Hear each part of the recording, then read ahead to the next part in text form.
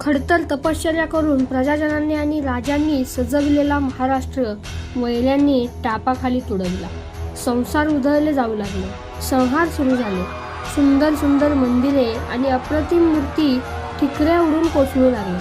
अल्लाउद्दीनाने मलिक काफूरला खास हुकूम सोडला होता. सैनिकों के अपराधों पर तथा अपहरण पर कोई भी ध्यान न देना. ऐकवेना, पाहावेना, सोसवेना. ज्ञानेश्वरांच्या महाराष्ट्र कुळीत, कल्पतरूंच्या आरवात, पियुषाच्या अर्णवात, चेतना चिंतामणीच्या गावात काय हा भयंकर हैदोस. गोकुळाचे स्मशान झाले. गोग्रास संपले.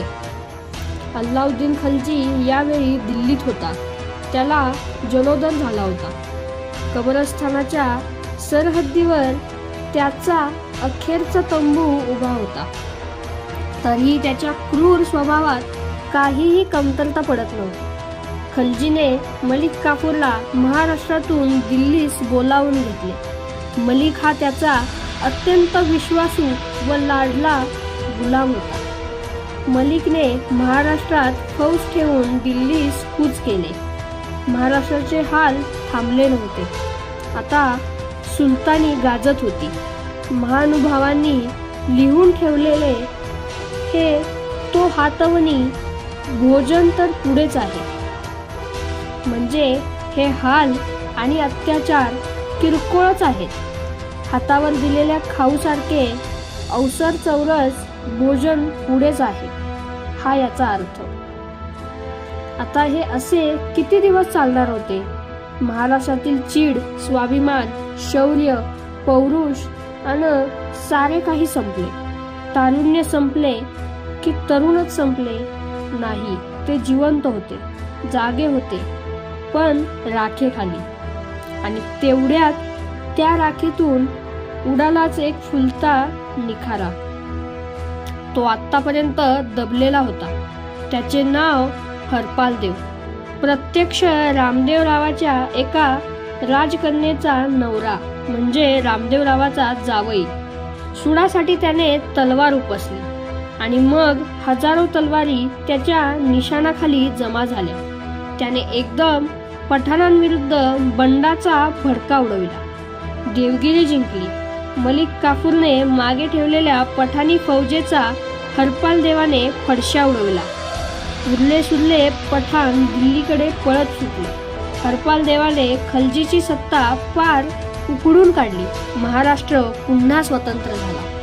तेवढ्यात दिल्लीत अल्लाउद्दीन खलजी जन्नत नसीब झाला, म्हणजे स्वर्गाला गेला. दिल्लीत सुलतानांना साजेसा इतिहास घडू लागला.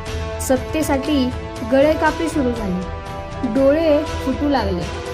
खुद्द अल्लाउद्दीनाची पोरे आंधळी होऊ लागली. रामदेवरावाच्या मुलीपासून अल्लाउद्दीनाला झालेला मुलगा उमर खान शहाबुद्दीन हाही ठार झाला. त्याचे वय 6 वर्षांचे होते. अल्लाउद्दीनाच्या मृत्यूनंतर बरोबर 35व्या दिवशी मलिक काफूरचाही खून पडला. यमदूताहूनही भयंकर असा हा इसम होता. पण असा कोण नव्हता? एक भयंकर माणूस बादशाह झाला. त्याचे नाव कुतुबुद्दीन मुबारिक खान खलजी. त्याने सुलतान झाल्यावर सूड उगवण्यासाठी फौजेसह देवगिरीवर स्वतः मोर्चा वळवला. पुन्हा महाराष्ट्रात आग भडकली. हरपालदेवाची सेना दिल्लीपुढे तोडकी पडली. ती पळत सुटली. जी कारणे शंकरदेवाच्या पराभवाची, तीच कारणे हरपालदेवाच्या पराभवाची. आणि हरपालदेव मुबारिक खानाच्या हाती जिवंत सापडला. सुडाने जळफळणाऱ्या त्या सुलतानापुढे हरपालदेवाला हाजीर करण्यात आले.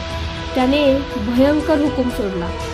उसकी खाल खींचकर देवगिर के दरवाजे पर लटका दिया जाए. लगेच कामाला सुरुवात झाली. हरपालची सालडी सोडण्यात आली. जास्वंदीसारखा तो लालबुंद देह यातनांनी तळमळताना पाहून सुलतान खुश झाला. देवगिरीच्या दरवाजावर यादवांचा जावई सोललेल्या बकऱ्यासारखा लोंबकळू लागला.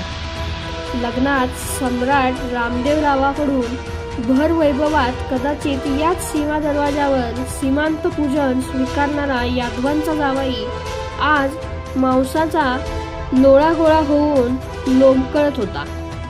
ही सुलतानांची जहादारी, सुखाचे मरणही महाग. देवगिरीच्या माथी आजवर फडकत असे गरुडध्वज, आज फडकत होती गिधाडे. सुडाचा हा अखेरचा लाल भडक निखारा देवगिरीच्या वेशीवर विजत विजत पार विझून गेला. पठाणांची ही महाराष्ट्रावरील 4थी स्वारीही फत्ते झाली. या 4थ्या स्वारीत मात्र पठाणांनी मराठी भूमीत सत्तेचा सूळ उभा केला, तो कायमचाच. महाराष्ट्रावर भयंकर सत्ता सुरू झाली. हा शूरांचा, संतांचा, विद्वानांचा, पुण्यवंतांचा, नीतिवंतांचा, कष्टाळू शेतकऱ्यांचा, प्रामाणिक राज्यकर्त्यांचा, धर्मशीलवंतांचा आणि सज्जनांचा देश पठाणांच्या गुलामगिरीत पडला. इतके सद्गुण आणि समृद्ध, महाबळकट भौगोलिक प्रदेश आणि अजिंक्य गडकोट, उत्तुंग प्रज्ञा आणि प्रतिभा असूनही मराठ्याचा पराभव.